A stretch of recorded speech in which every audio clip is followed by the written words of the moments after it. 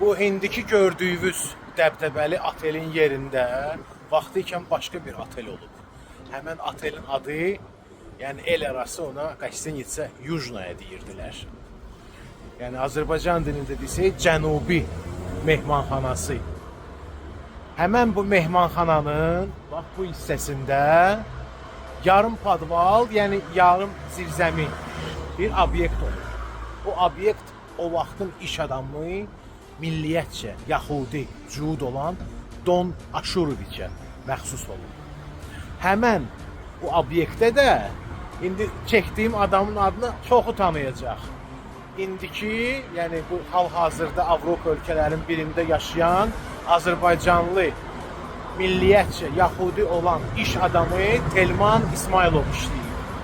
Yəni Telman İsmailov həmən o obyektdə demək olar ki, öz karyerasına, işgüzar adam karyerasına start verib.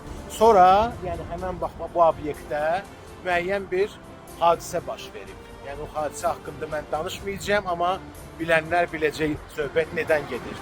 O hadisənin nəticəsində Telman İsmailov məcbur oldu ölkəni tərk eləmək və köçdü getdi Rusiyaya, Moskvaya. Sonra da özünüz bilirsiniz ki, yəni Moskvada çox böyük bir nailiyyətlərə nail oldu. Demək olar ki, Rusiyanın, hətta nəinki Rusiyanın, dünyanın, yəni ki, ən zəngin adamlar siyahısına bu insan düşə bildi.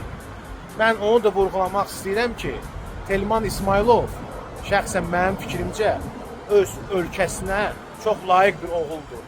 Yəni, öz ölkəsini həmişə harada da olsa çox yaxşı və gözəl, yəni təmsil edib.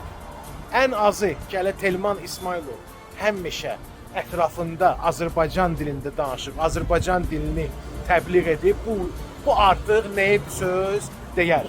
Bilirəm, indi min dənə söz yazacaqlar, əleyhinə də, leyhinə də. Bu şəxsən mənim fikrimdir. Onu da yaddan çıxartmaq lazımdır ki, həmən hələ o Telman İsmailov çox sayılı bizim həmvətənlərimizə, yəni ki, kömək eləyib, yardım göstərib, onları işlə təmin eləyib və ümumiyyətlə həmişə sağ əli bizimkilərin başının üstündə olub.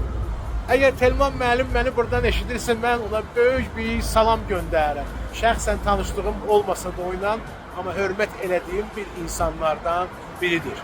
Bu qədər qəlbdən qəlbə Köhnə Bakının təzə tarixi haqqında.